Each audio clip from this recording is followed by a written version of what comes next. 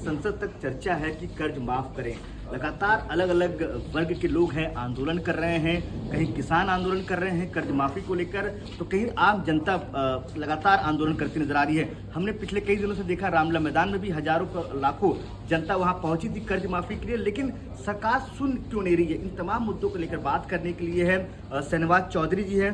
Sir, लगातार आप आंदोलन करते हैं, जंतर मंतर पहुंचते हैं, लोगों के बीच जाते हैं, सरकार तक बात पहुंचाने की बात करते हैं, अब तो सुप्रीम कोर्ट पहुंच गए, सरकार सुन क्यों नहीं रही आप लोग? बताओ क्या मांगे आप लोगों की? देखिए, ऐसे सरकार समस्या मानने को तैयार नहीं है। अगर सरकार एक बार ये मान ले कि समस्या है तो समाधान करना बहुत आसान हो जाएगा। समस्या क्या है? सरकार को लग रहा है कि ये तो कुछ लोग हैं इकट्ठा हो गए हैं, आज नहीं तो कल चले जाएंगे। जुलाई 2022 से हम लोग ये आंदोलन चला रहे हैं, लेकिन सरकार नहीं समझ रही है इसकी गंभीरता को। सरकार को इसकी गंभीरता को समझना पड़ेगा। कर्जे के कारण लोग आत्महत्या कर रहे हैं, महिलाओं के साथ व्यभिचार किया जा रहा है, और ये बात सरकार के कानों तक पहुंचने के बाद भी सरकार एक्शन नहीं ले रही, तो इससे बड़ी शर्म की बात कुछ नहीं हो सकती। हमने सभी सांसदों को, सत्ता पक्ष के सांसदों को भी, विपक्ष के सांसदों को भी जानकारी भेजी, लेकिन उनका कोई जवाब नहीं आया। उल्टे मुंह कई सांसद ऐसे हैं, मतलब मैं आपको क्या बताऊं, इतने बेशर्मी से जवाब दे रहे हैं। हमारे गुजरात के प्रभारी हमारे साथ हैं राजेश्वर जी, इन्हें गुजरात के सांसद ने क्या बोला, वो ये कहता है कि हम जनता की कर्जा माफी के लिए सदन में नहीं आए। अगर आपको इतना ही जनता की कर्जा माफी का प्रयास करना है तो आप सांसद बन जाओ और जनता की कर्जा माफी कर दो। मतलब हमें चैलेंज किया जा रहा है डायरेक्ट। सहराज जी, झुझुम तो मैंने देखा है आपको रामलला मैदान में, जंतर मंतर में, फिर आप चुनाव क्यों लड़ लेते हैं? देखिए, ऐसा है, चुनाव लड़ने के लिए मैं एक पॉलिटिकल ट्रेनर हूँ, मैं जानता हूँ बहुत सारी मशीनरी, बहुत सारा मैकेनिज्म, बहुत सारी चीजें चाहिए, और अभी हम लोग सब साधारण लोग हैं। अब जनता तय करेगी ना, जनता, मैं क्यों लड़ूं? बजाय मेरे लड़ने के वो लोग जो कर्जे में फंसे वो लड़े और वो जाकर के सदन में अपना कर्जा माफ कर लें। बाकी मैंने कोई ऐसी कसम नहीं खाई है, हमारी टीम ने कसम नहीं कि हम चुनाव नहीं लड़ेंगे।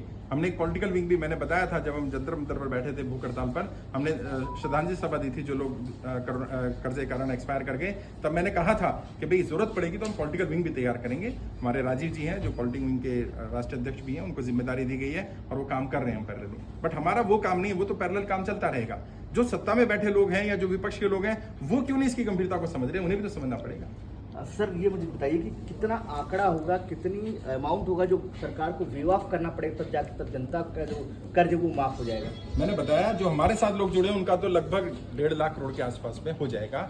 सरकारों के बैंक में, एनबीएफसी कंपनी में, प्राइवेट बैंकों में, सब में मिलाकर 2.5 लाख करोड़ रुपए अनक्लेम्ड अमाउंट ऑलरेडी पड़ा हुआ है, उसी से हो जाएगा, उसमें भी बच जाएगा।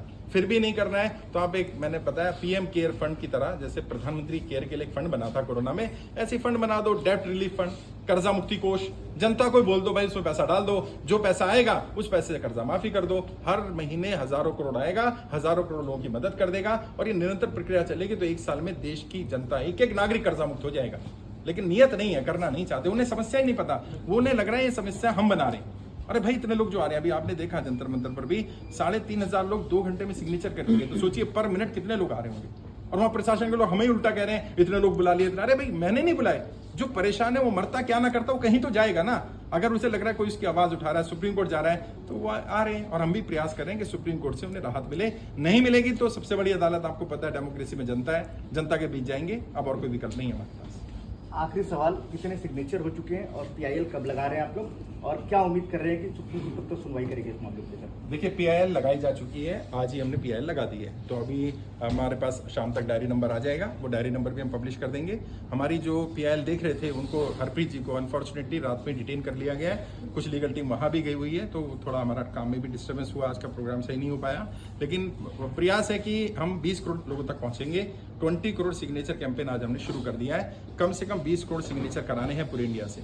अभी दिल्ली में कार्यक्रम किया, ऐसे कार्यक्रम अलग अलग राज्यों में कराए जाएंगे, राज्य की राजधानी में, और उसके बाद हमारा प्रयास है कि राज्यों की राजधानी के अलावा विधानसभा, लोकसभा में ग्राम स्तर तक जाएंगे हम सिग्नेचर कराने के लिए, ताकि ज्यादा से ज्यादा लोग सिग्नेचर पहुंचे। और जो सिग्नेचर आएंगे वो न केवल सुप्रीम कोर्ट भेजेंगे, वो सरकार को भेजेंगे, ताकि सरकार को पता चले कि हम नहीं कह रहे इतनी प्रॉब्लम है, इतने लोग हैं जो कर्जा मुक्ति का समर्थन कर रहे हैं। धन्यवाद सर, ट्विटर से बात कर देख लिया। कैमरामैन अमित के साथ पंकज।